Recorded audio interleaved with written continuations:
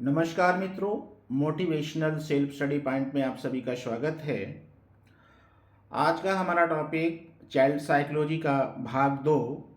इससे पहले हमने कुछ प्रश्न कराए थे, आज उसी का दूसरा भाग उससे आगे प्रारंभ करते हैं। पहला प्रश्न है हमारा, विकास का प्रारंभ कब होता है?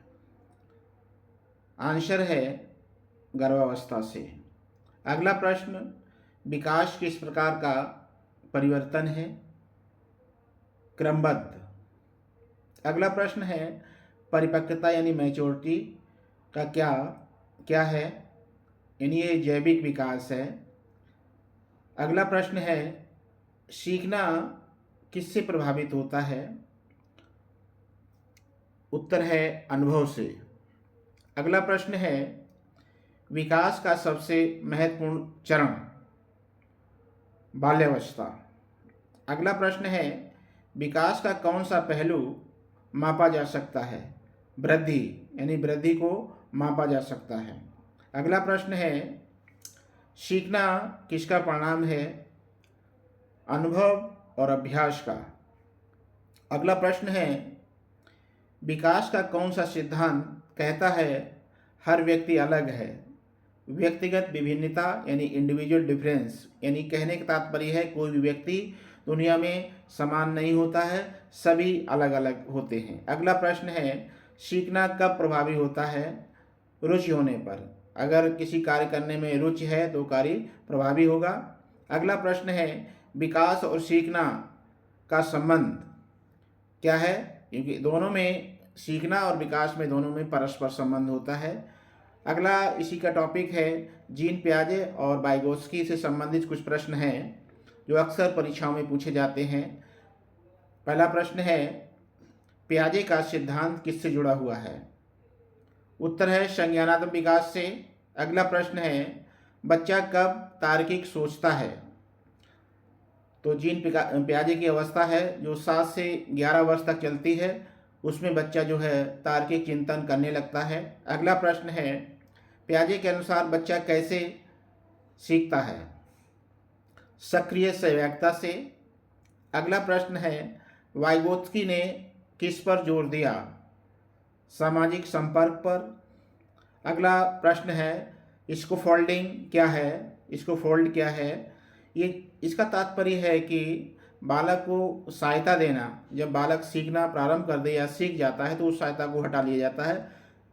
इसे वाइगोत्स्की ने सहायता देना या मचान शब्द भी इसके लिए प्रयोग किया है। अगला प्रश्न है, ZPD में क्या शामिल है? ये संभावित विकास इसमें शामिल है।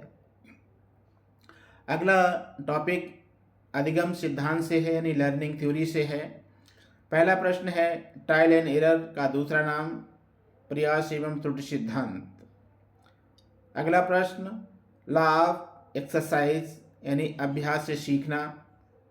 अगला प्रश्न है, कंडीशनिंग में मुख्य तत्व क्या है? उत्तेजना, प्रतिक्रिया। अगला प्रश्न है, रीइंफोर्समेंट के प्रकार। ये 2 प्रकार का होता है, सकारात्मक और नकारात्मक। अगला प्रश्न है, पनिशमेंट क्या है? व्यवहार को हटाना, यानी इसमें का मतलब पनिशमेंट मिलता है दंड देना नहीं है, लेकिन जो कार्य दिया जा रहा है उसमें अवरोध उत्पन्न कर देना या उसको व्यवहार को हटा लेना या रोक लगा देना पनिशमेंट कहलाता है। अगला प्रश्न है, इनसाइट लर्निंग कब होता है? ये सडनली होता है, अचानक होता है, ये सोच का सिद्धांत भी इसे कहते हैं। अब कुछ प्रश्न जो है बुद्धि यानी इंटेलिजेंस से है। IQ सामान्य मान, इसका मतलब ये है कि सामान्य बुद्धि लब्धि कितनी होती है। जो जिस बच्चे की सामान्य बुद्धि 90 से 100 के बीच होती है, इसमें 100 दिया हुआ है, लेकिन जो 100 से 90 तक का वो सामान्य बच्चा कहलाता है। अगला प्रश्न है, प्रतिभाशाली यानी गिफ्टेड चाइल्ड क्या होते हैं? उनकी IQ कितनी होती है? तो 140 से ऊपर जिन बच्चों की बुद्धि लब्धि होती है उन्हें प्रतिभाशाली या जीनियस या गिफ्टेड चाइल्ड कहते हैं। अगला है स्लो लर्नर, यानी मंद बुद्धि या धीमे सीखने वाले। जिनकी IQ 70 से कम होती है वो बच्चे स्लो सीखते हैं, धीरे धीरे सीखते हैं। अगला प्रश्न है, मल्टी इंटेलिजेंस कितने प्रकार का होता है? तो कुछ किताबों में आपको 7 प्रकार का मिलेगा, 8 प्रकार का और 9 प्रकार का भी मिलेगा। तो ये उसके अलावा अगला प्रश्न जो है वो पर्सनालिटी से है, व्यक्तित्व से है। पर्सनालिटी क्या है? व्यवहार का समुच्चय, यानी कहने का तात्पर्य पर्सनालिटी कोई एक तत्व नहीं है, यानी कि पर्सनालिटी के सारे गुणों को मिलाकर हम कह सकते हैं इस व्यक्ति का व्यक्तित्व अच्छा है, पर्सनालिटी अच्छा है, यानी व्यक्तित्व ये व्यवहार का एक जो है क्या है, समुच्चय है, समूह है। अगला प्रश्न है पर्सनालिटी मापने का तरीका, क्योंकि पर्सनालिटी टेस्ट होते हैं, इसके माध्यम से हम पर्सनालिटी को नाप सकते हैं। अगला है फ्रॉइड का मुख्य विचार क्या है? अचेतन मन, यानी कि फ्रॉइड की जो टोपोलॉजी है उसमें फ्रॉइड ने 3 प्रकार बताए हैं इसमें, चेतन, अचेतन, अचेतन। अगला भी शिक्षा से पेडोलॉजी से संबंधित कुछ सवाल हैं कि टीचिंग का उद्देश्य क्या है? ये सीखना जो है वो टीचिंग का मुख्य उद्देश्य होता है। अगला प्रश्न है चाइल्ड सेंटर्ड अप्रोच का मतलब क्या होता है? इसका मतलब ये होता है बच्चा प्रधान होता है इसमें, यानी शिक्षा जो है वो छात्र केंद्रित होती है, बच्चा इसमें सक्रिय भाग लेता है, ये होता है चाइल्ड सेंटर्ड एजुकेशन, बच्चे को ज़्यादा महत्व दिया जाता है। अगला है इंक्लूसिव एजुकेशन क्यों जरूरी है? इसका मतलब है कि समान अवसर, चाहे बच्चा विकलांग हो, सामान्य हो, प्रतिभाशाली हो, किसी भी प्रकार का बच्चा हो, सभी को एक साथ समान अवसर प्रदान किए जाते हैं, इसलिए इसको इंक्लूसिव एजुकेशन या समावेशी शिक्षा कहते हैं। लर्निंग एनवायरनमेंट कैसा होना चाहिए? लर्निंग एनवायरनमेंट सकारात्मक होना चाहिए। अगला क्विक रिवीजन के लिए कुछ प्रश्न हैं, यानी क्विक बूस्ट जो है, मोटिवेशन के प्रकार, ये आंतरिक हो सकता है, बाहरी हो सकता है।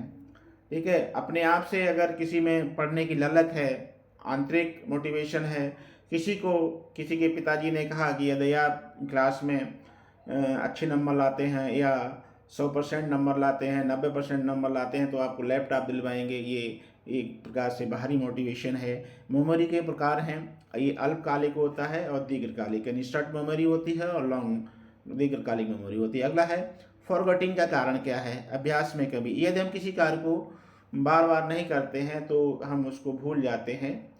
अगला है अटेंशन का अर्थ क्या है? अटेंशन का मतलब है ध्यान रखना। अगला है क्रिएटिविटी, यानी कि सृजनात्मकता क्या है? सृजनात्मकता में एकदम नवीनता होती है, कुछ नया करने का, कुछ नया विचार होता है, सृजनात्मक कहते हैं। डिसिप्लिन क्या है? अनुशासन क्या है? डिसिप्लिन का मतलब है अनुशासित रहना, और अनुशासन जो है वो आंतरिक अनुशासन, स्वयं के द्वारा अनुशासन अच्छा होता है, बाह्य अनुशासन उतना अच्छा नहीं माना जाता है। अगला है हैबिट, हैबिट का मतलब होता है आदत। अगला सीखना क्या है? सीखना जो होता है वो अनुभव पर आधारित होता है। विकास निरंतर चलता रहता है।